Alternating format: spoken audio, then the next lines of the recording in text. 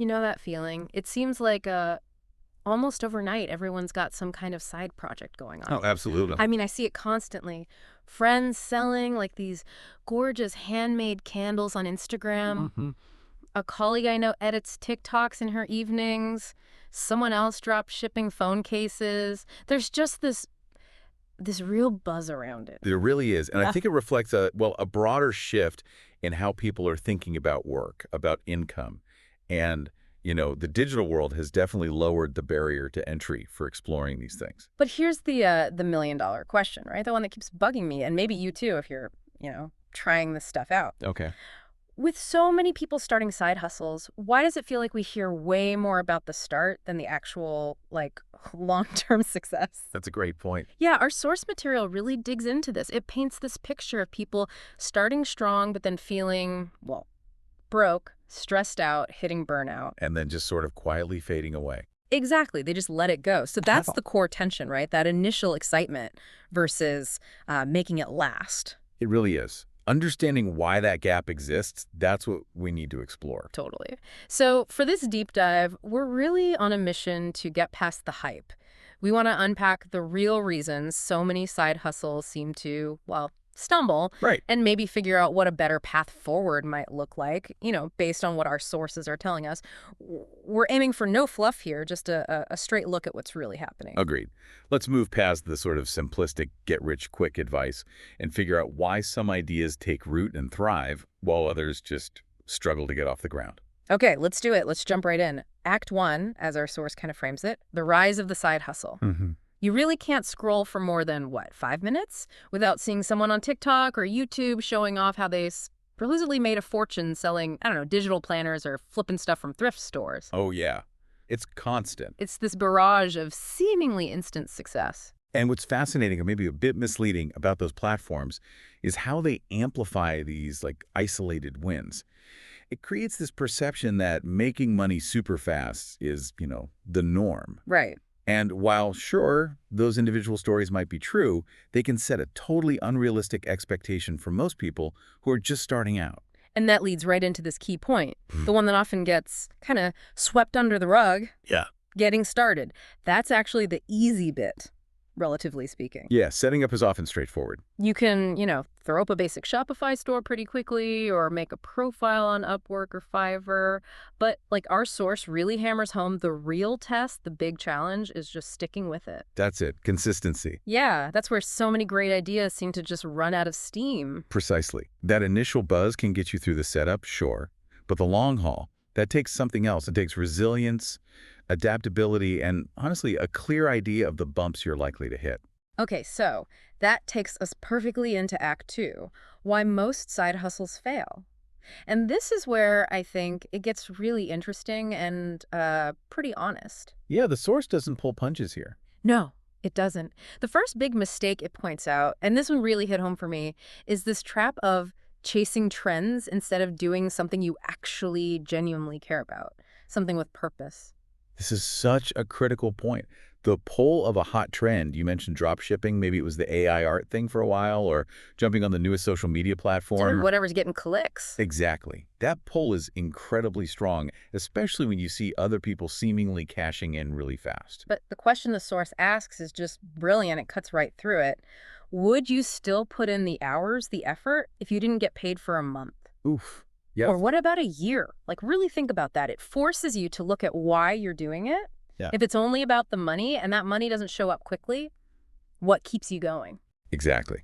Because when that initial shiny newness wears off and the actual work involved starts to feel heavy, especially if the money isn't rolling in, well, if you don't have that genuine interest, that passion, it's just incredibly easy to walk away. Yeah. Purpose is like the engine, right? It keeps you pushing even when things are tough early on. It's that internal motivation beating the external rewards, at least for a while. Okay, that makes total sense.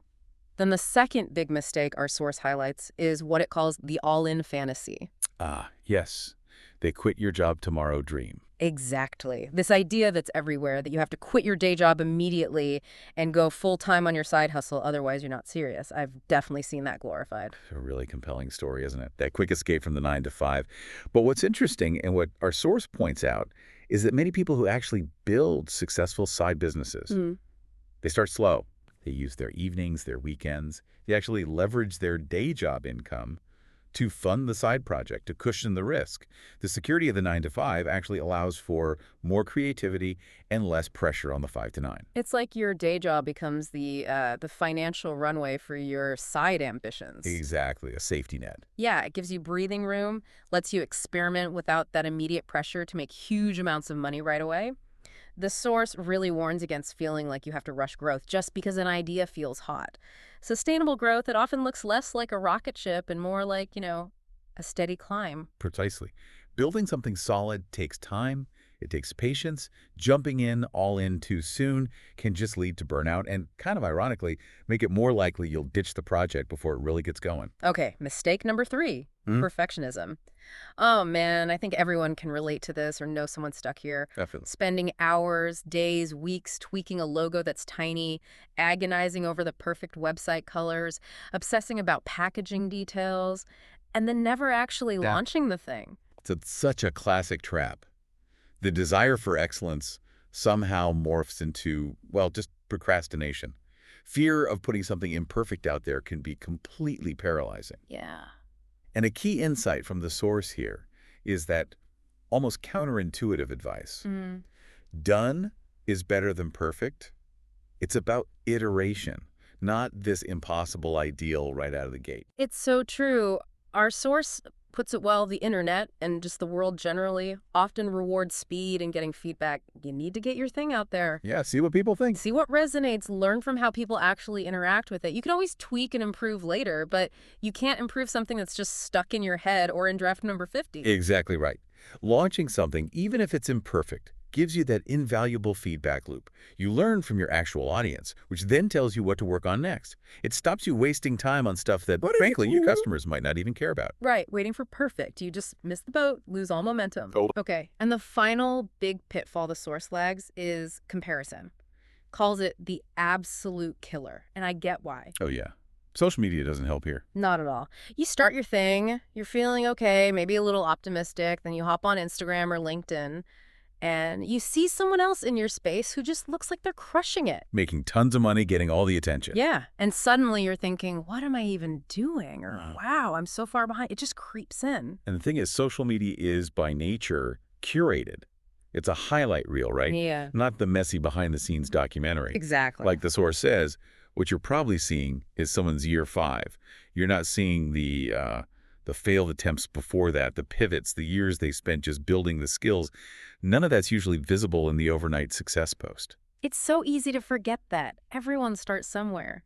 Comparing your day 1 or even month 1 to someone else's established business, it's just a guaranteed way to feel discouraged. Right. It completely undermines your own motivation. Keeping your eyes on your own path, your own small steps forward, that's crucial. Which actually leads us nicely into Act 3, the better way. So, okay, we've seen the common traps. What does the source suggest instead? What are the shifts we need to make? Well, the first big shift is about focusing on building skills rather than just chasing specific ideas. Okay, tell me more. That sounds important. It really is. So instead of jumping from, say, drop shipping this week to AI prompts next month, focus on developing fundamental, transferable skills. Like what, for example? Things like good writing, clear editing, maybe some basic coding or web design, understanding social media, even just decent photography. These skills are valuable no matter what specific side hustle you try. Ah, I see. So they're foundational. Exactly. And the source points out something powerful. Skills compound. They build on each other. So even if your first side hustle idea doesn't, become a huge success, You still have the skills you learned. precisely, you take those skills with you. You're not starting completely from scratch the next time you pivot or try something new. It gives you flexibility. That makes a lot of sense. Okay, so skills over just fleeting ideas. What's the second shift? Play the long game. Ah, patience. Not always easy. No, definitely not. But the source is pretty blunt here. Your side hustle is very unlikely to make you rich overnight. Forget the hype. Okay. So what's realistic then? It suggests thinking in terms of, say, 6 months to a year before you might expect to see, like significant traction or results. It's about managing your own expectations. Right. Then that helps you stick with it through the slow parts. Exactly, because building anything worthwhile, anything sustainable, it just takes time and consistent effort. That early phase, it often feels slow, it can feel awkward, you probably have doubts, Sure. but the source really emphasizes the power of just consistently showing up, gradually building that momentum. Real growth usually isn't that dramatic hockey stick curve you see in presentations. It's often slower, steadier. It's about understanding that those early wins might be small, maybe even tiny, but they all count towards building something solid. Yes, and that connects directly to the third key shift, Which is, recognizing and actually valuing the micro wins. yeah, the small victories. Absolutely. It's so easy to get fixated on the huge end goals, the big income number, Yeah. the massive audience, but the source wisely reminds us, notice and celebrate the small wins along the way Why is that so important? because they provide crucial validation. They give you the encouragement you need to keep going. So things like making your first $50. Yeah. Or getting a really nice comment or email from someone saying, hey, this thing you made, it really helped me. Right. Those moments feel good. They do. And the source points out these aren't just feel-good moments. They're proof of concept. They're actual evidence that you're on the right track, that you're providing value. They're the fuel that keeps you pushing when those bigger goals still feel far off. And these little wins, they build on each other, right? They create that momentum we were just talking about. Exactly. They build confidence, they help you refine what you're doing, and they show you, tangibly, that your effort is making some kind of impact, even if it's small at first. Okay, this is really helpful. And it brings us to Act 4, real success stories.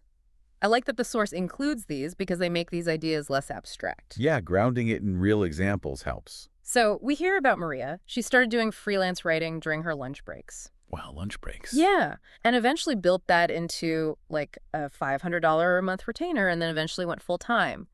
The keys there seem to be, what, a clear skill, starting super simple, and just consistency. Maria's story is a great illustration of just leveraging what you already know and starting small within your existing life structure. No massive leap, just steady steps. Then there's Kevin. He got into flipping furniture, started in his garage, Okay. made like $25 profit on his first piece, totally modest.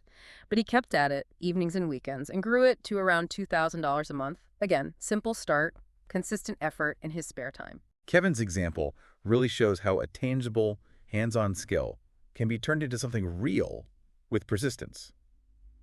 And it didn't need some fancy setup either, just his garage. Right. And finally, Amira. She started with one-on-one coaching, helping new immigrants with job interview skills, very specific niche. Focused. And now she's scaled up to running webinars with hundreds of people attending. So the pattern seems to be starting by genuinely helping people with a specific problem. Right, focusing on value. And then being willing to start small and grow as the demand increases. Amir's journey really highlights that potential for impact-driven side hustles to grow significantly. That initial focus on really personal help built the foundation. And what's interesting, like you said, across all these stories, none of them were really chasing fast trends. No, not at all. They all tapped into like fundamental skills or needs and offered real lasting value. Focus on helping people, not just jumping on the latest bandwagon. Exactly. So as we kind of wrap things up here, moving into our outro, I think the biggest takeaway, the most reassuring message from our source is this. If your side hustle hasn't, exploded yet. Which is most people's experience. Right. If it hasn't exploded, that is absolutely okay. It doesn't mean you're failing. It doesn't mean you missed your chance or you're too late. And it definitely doesn't mean you don't have what it takes. Setbacks, slow periods, they're pretty much part of the deal in anything entrepreneurial. The key, and our source puts this really nicely, is to reframe how you see them. How so? View every stumble, every failure, not as a stop sign, but as like a breadcrumb. Okay. Yeah, like a clue. It's information guiding your next move, something you'll learn from, something you'll tweak next time around. It's just data. So keep showing up, keep trying things, keep building those core skills we talked about. Oh, exactly. Because, ultimately, as our source concludes so well, this whole side hustle thing, it ends up being about way more than just the extra cash. It really does. It's fundamentally about the personal growth that happens along the way. How you change as a person. Yeah. It's about building resilience, learning determination, practicing how to pursue your goals, and just becoming the kind of person who doesn't give up easily on what they want to achieve. And that transformation, that's incredibly powerful, no matter what the final bank balance looks like.